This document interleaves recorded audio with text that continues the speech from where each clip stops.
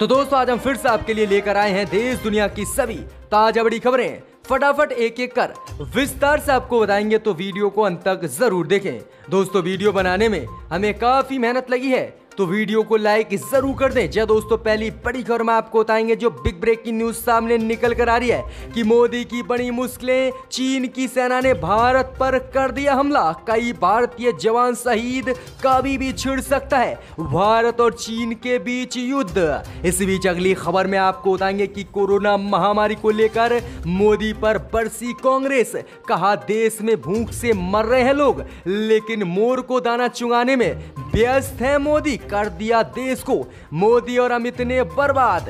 इस बीच अगली खबर में आपको बताएंगे कि चीन तनाव और कोरोना महामारी के बीच अयोध्या में आज से शुरू हुआ राम मंदिर नींव की खुदाई का काम, पहुंची मशीनें। इस बीच अगली खबर में आपको बताएंगे कि चीन के बाद पाकिस्तान ने दिखाई भारत को आंखें, पाकिस्तान ने 19 भारतीयों को सीमा पार करने के आरोप में कर लिया गिरफ्तार, कहा कर रहे हैं ये पाकिस्तान की जासूसी, सभी को भेजेंगे जेल।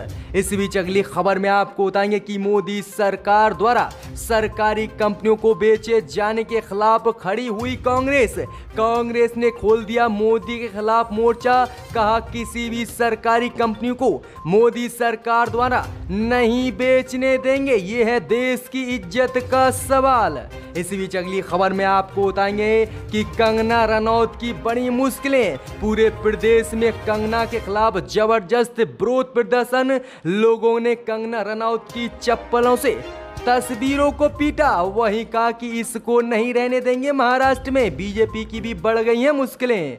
इस बीच अगली खबर में आपको बताएंगे कि बीजेपी का हो सकता है बिहार से सफाया, नीतीश और बीजेपी में पड़ी जबरदस्त फूट, एलजेपी ने भी वापस लिया अपना समर्थन, हारेगी पूर्ण रूप से बिहार में बीजेपी। इसी बीच अगली खबर में आपको बताएंगे कि अपनी ही पार्टी की आईटी सेल पर भड़के बीजेपी सांसद सुब्रमण्यम स्वामी, कहा गलत अकाउंट बनाकर कर रहे हैं बीजेपी के लोग मुझे ही परेशान, वहीं कहा कि आईटी सेल के अध्यक्ष अमित मालवीय को पार्टी करे बाहर, ये नहीं है सही इंसान। तो दोस्तों सभी खबरों को विस्तार से आपको एक एक कर बताएंगे, तो वीडियो को अंत तक जरूर देखें।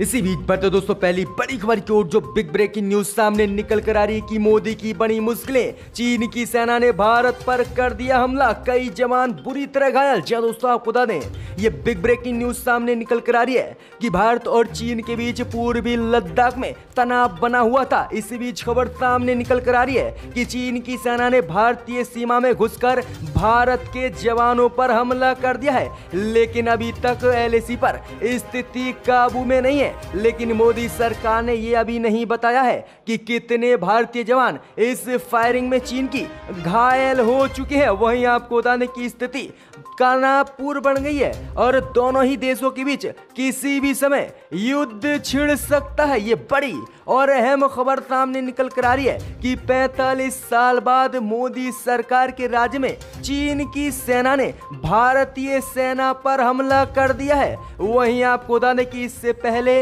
1975 में ही चीन ने ऐसी घटना की थी, जिसके बाद भारत और चीन के बीच युद्ध हुआ और भारत को करारी हार झेलनी पड़ी थी। वहीं चीन की सेना ने आरोप लगाया है कि पेंगोल झील के दक्षिणी तट पर भारतीय सेना ने उल्लंघन किया, तभी हमने फायरिंग की है, लेकिन अभी तक ये नहीं बताया गया है कि कितने जवान भारत के इसमें शहीद हो गए। तो कभी भी भारत और चीन के बीच युद्ध शुरू हो सकता है। बिग ब्रेकिंग न्यूज इस वक्त की सामने निकल कर आ रही है। इसी बीच बढ़ते दोस्तों अगली खबर की ओर, तो देश में बढ़ते कोरोना मामलों को लेकर कांग्रेस ने बोला मोदी पर हमला, कहा 166 दिन हो गए लेकिन नहीं रुक रहा है पीएम मोदी से कोरोना। जी दोस्तों आपको बता दें कि भारत में बढ़ते कोरोना मामलों को लेकर कांग्रेस पार्टी ने केंद्र की मोदी सरकार पर निशाना साधा है। कांग्रेस पार्टी ने कहा कि पूरा देश इस समय कोरोना से जल रहा है, पीएम मोदी मोर को दाना चुगाने में व्यस्त हैं। वहीं आगे कांग्रेस ने कहा कि प्रधानमंत्री मोदी ने 24 मार्च को कहा था कि महाभारत का युद्ध 18 दिन तक चला था, कोरोना से युद्ध जीतने में कुल 21 दिन लगेंगे, लेकिन आज तो 166 दिन हो गए, फिर भी देश में कोरोना महामारी नहीं खत्म हो रही है, लोग मर रहे हैं, पर पीएम मोदी तो सिर्फ मोर को दाना खिलाने में व्यस्त। तो जबरदस्त हमला बोला है भाई। कांग्रेस पार्टी ने कहा है कि मोदी सरकार पूरी तरह से कोरोना रोकने में नाकाम साबित हुई और देश की अर्थव्यवस्था को भी खत्म कर दिया, तबाह कर दिया। तो जबरदस्त हमला बोला है कांग्रेस पार्टी ने। इसी बीच बढ़ते दोस्तों अगली खबर की ओर। तो भारत और चीन तनाव और कोरोना महामारी के बीच अयोध्या में आज से शुरू हुई राम मंदिर के नींव की खुदाई, पहुंची हैं मशीनें। जहां दोस्तों आप बता दें, ये बड़ी खबर सामने निकल कर आ रही है कि 5 अगस्त को प्रधानमंत्री मोदी ने राम मंदिर भूमि पूजन किया था, जिसके बाद कयास लगाए जा रहे थे कि जल्दी राम मंदिर का निर्माण शुरू होगा। इस बीच आज बड़ी खबर सामने निकल कर आ रही कि राम मंदिर ट्रस्ट ने बयान दिया है कि अयोध्या में आज से राम मंदिर की नींव की खुदाई शुरू हो गई है और जेसीबी अन्य मशीनें अयोध्या में राम मंदिर की नींव की खुदाई करने के लिए पहुंच गई हैं। वहीं ट्रस्ट ने बताया है कि करीब 200 मीटर तक खुदाई की जाएगी, जिसके बाद नीचे से पिलर लेकर आए जाएंगे और नींव को भरा जाएगा। तो बड़ी खबर सामने निकल कर आ रही है कि चीन तनाव और कोरोना महामारी में राम मंदिर का आज से नींव की खुदाई का काम शुरू हो गया है और 17 सितंबर से बनना राम मंदिर शुरू हो जाएगा। तो बड़ी खबर है राम मंदिर को लेकर। इसी बीच बढ़ते दोस्तों अगली खबर की ओर। तो बिहार चुनाव से पहले ही नीतीश और एनडीए में पड़ी जबरदस्त फूट।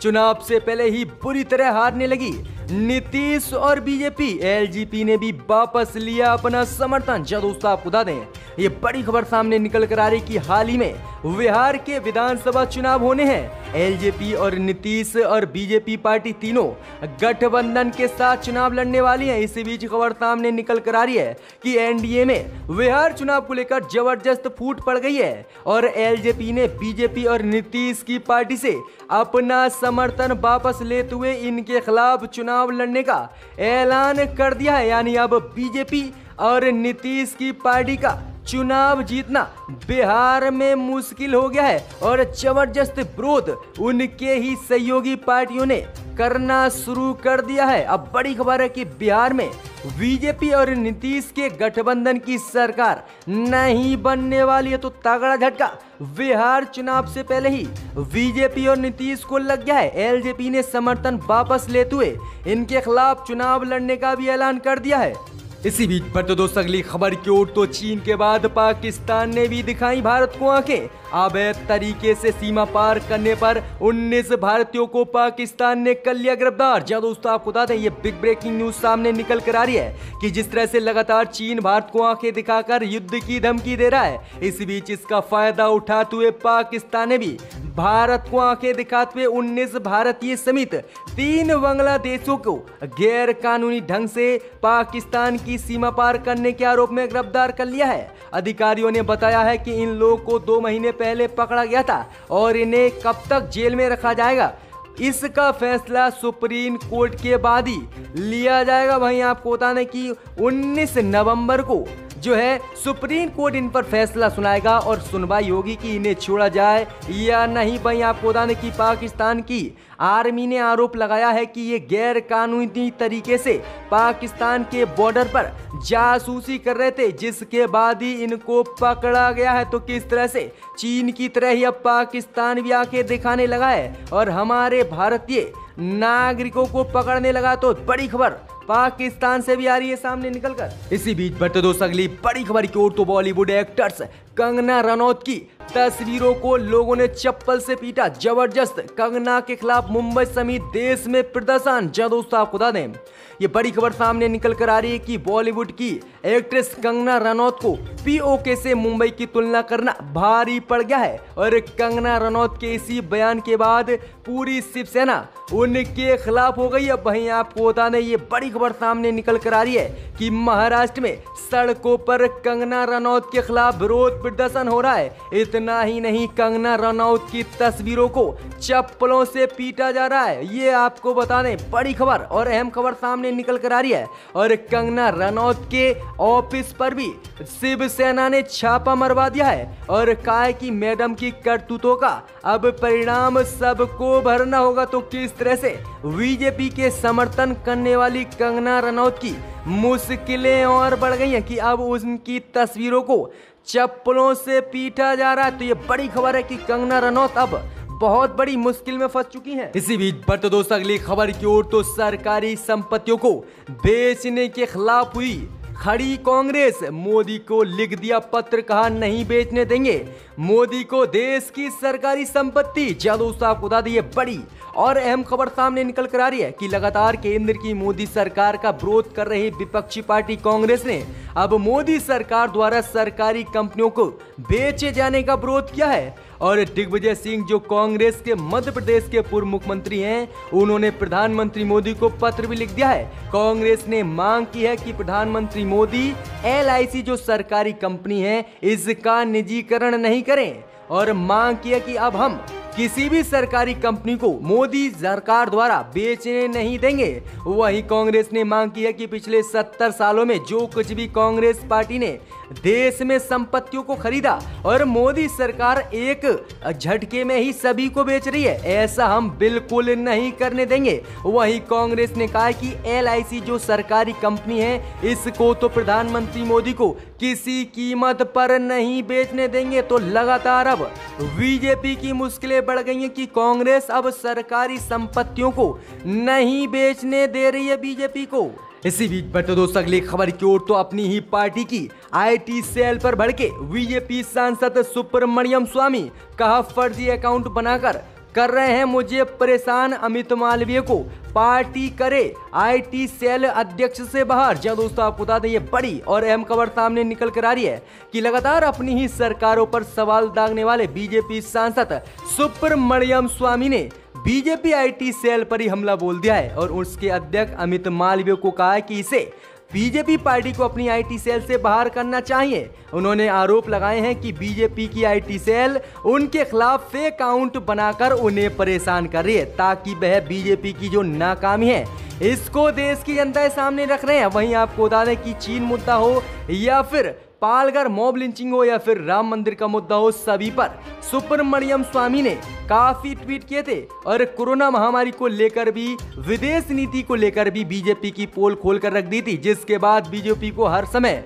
डर लगा रहता है कहीं सुब्रमण्यम स्वामी कोई और बड़ा बयान बीजेपी के खिलाफ ना दें जिससे कि सरकार घाटे या फिर सरकार की पोल ना खुले। तो ये जबरदस्त हमला अपनी ही पार्टी की IT सेल पर सुब्रमण्यम स्वामी ने बोल दिया है। इसी बीच बढ़ते दोस्तों अगली खबर की ओर, तो PM मोदी की किसान सम्मान निधि स्कीम में हुआ करोड़ों का घोटाला, वहीं गैर किसान भी ले रहे थे इसमें फायदा। दोस्तों आपको बता दें कि मोदी सरकार की कई स्कीमों में घोटाले के आरोप विपक्ष की तरफ से लगाए जा चुके हैं। इस बीच आपको बता दें कि प्रधानमंत्री मोदी की सबसे अच्छी स्कीम PM किसान सम्मान निधि योजना, जिसमें किसानों को हर साल मोदी सरकार 6,000 रुपए 3 किस्तों के रूप में प्रधानमंत्री मोदी द्वारा सभी किसानों के खातों में भेजी जाती है। अब इसमें बड़ी खबर सामने निकल कर आ रही है कि करोड़ों रुपए का इस स्कीम में घोटाला हुआ है, जिसमें तमिलनाडु में 16 लोगों को अरेस्ट भी किया जा चुका है। वहीं आपको बता दें कि लगभग 40,000